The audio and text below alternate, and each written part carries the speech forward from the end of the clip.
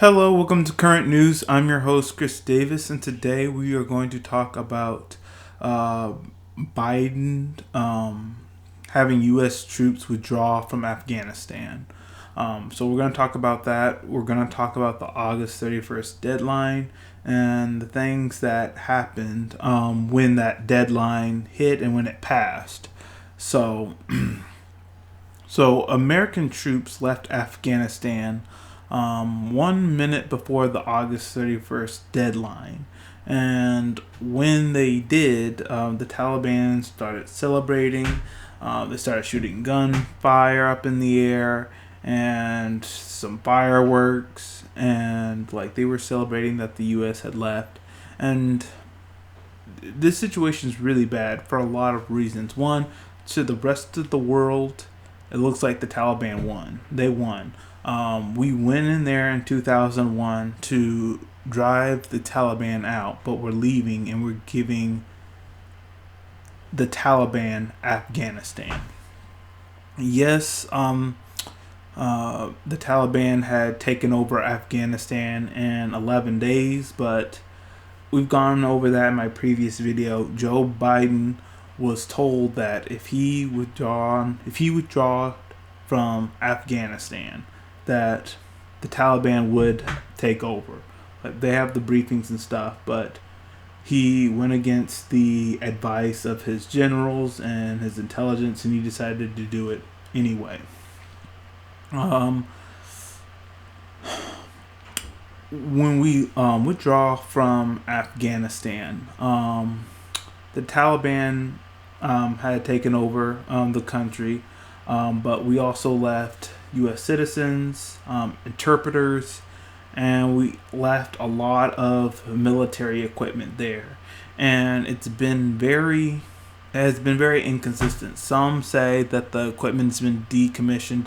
Some say that there's still equipment working. You still have politicians saying that there's helicopters that are working. You still have some saying there are RVs and Hummers that are still working.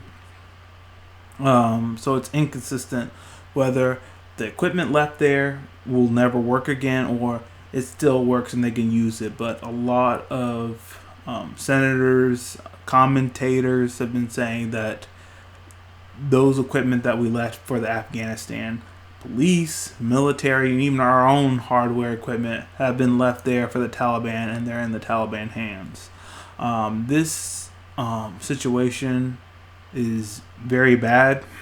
As I said, in 2001, we went in there to drive the Taliban out. Now, after 20 years, the Taliban has retaken Afghanistan, and people have been asking, okay, if we leave this country and the Taliban has taken over again, what was the last 20 years for? Were they all for nothing?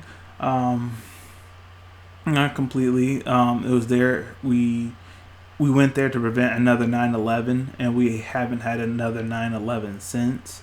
But people are still angry about Joe Biden's decision that it didn't make any sense, and our enemies are emboldened. Our allies are questioning our commitment.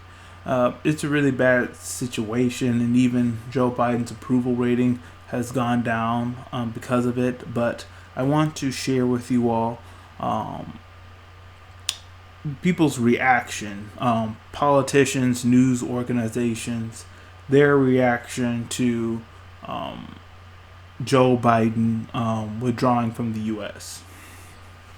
So let's listen to some of those reactions. Um, and thank God he came home. But we know also that there were 13 members that didn't come home as of this last week, on top of what was already over 2,000 lives that had been lost there. But if you ask each one of the veterans who have served, what is one of the things we never, ever do? We never leave our Americans behind. And we've left Americans behind. It's even to the point that here today we wanted to say, in what we can do, which is through legislation, how Congress feels that we want to make sure those Americans come home and the other issues that we're trying to deal with. Let me tell you this as well. Over the last few weeks, since the 13th, the uptick that has occurred on the veterans that are here, that are concerned, that would love to do anything they could to get those people out, it is weighing on them heavily. This week, we had 13 servicemen come home in flag-draped coffins at Dover Air Base. Last night, our planes left in the middle of the night. We left Afghanistan as the Taliban celebrated their victory. And we've all seen the images and how sickening it is that we had an unconditional surrender to the Taliban. This president announced a complete withdrawal with no conditions, time certain. That was a surrender of the United States to the Taliban. Now they are celebrating their victory over the United States of America. I never thought I would see this in my life. It's embarrassing, it's shameful, it's wrong to our veterans who served so well. But we talk about accountability in the SEAL teams quite a bit. Hyper accountability, really. Everything is your fault, even if it's not, because it must be. That's leadership. Accountability for your actions, accountability for what went wrong, admission that something went wrong. How about that? And then doing things, taking actions to fix it. That's what we've been asking for weeks. When we still had a chance, I asked this administration, go back on offense, reset the chessboard. You've screwed things up, admit it. Now reset the chessboard and regain our leverage. They said no. They wanted to stick to their arbitrary surrender deadline, and they left. So what is today about? It's about fixing this. It's about taking action. But first, the administration has to admit it's wrong. Stop running victory laps. It's like the arsonist claiming they did a really great job putting the fire out, when in fact there's actually still people inside. That's the kind of analogy that we have here. Potential terror threat. What does Afghanistan look like from here? ABC's Chief Global Affairs Correspondent Martha Raddatz leading us off. Tonight, President Biden defiant, doubling down on his decision to pull all U.S. troops out of Afghanistan. My fellow Americans, the war in Afghanistan is now over. I'm the fourth president who has faced the issue of whether and when to end this war. When I was running for president, I made a commitment to the American people that I would end this war. Today, I've honored that commitment. It was time to be honest with the American people again. We no longer had a clear purpose in an open-ended mission in Afghanistan. Okay. Even though you have people criticizing Joe Biden's decision, not just Republicans, but news organizations, very neutral news organizations like ABC, criticizing, questioning his decision, Joe Biden still stands by his decision. He even gave a speech about it, saying it was the right thing to do. Let's listen to a few moments. The war in Afghanistan is now over. I'm the fourth president who has faced the issue of whether and when to end this war. When I was running for president, I made a commitment to the American people that I would end this war. Today, I've honored that commitment. It was time to be honest with the American people again. We no longer had a clear purpose in an open-ended mission in Afghanistan. After 20 years of war in Afghanistan, I refuse to send another generation of America's sons and daughters to fight a war that should have ended long ago. Okay, so you heard President Biden, he defended his decision, saying that the war had gone on for so long, that was so costly, that it wasn't in America's national interest to be there anymore. There are other threats that we have to deal with.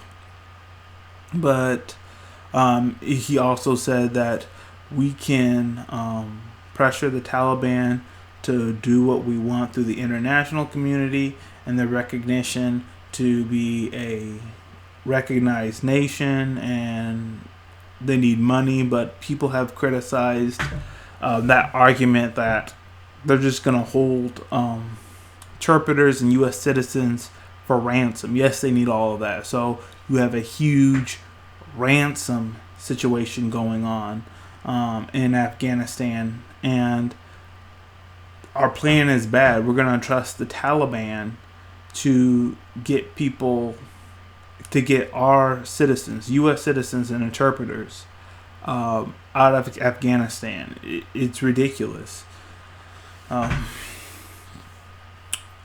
So President Biden's as a approval rating has gone down. People don't like how he has handled the Afghanistan situation. A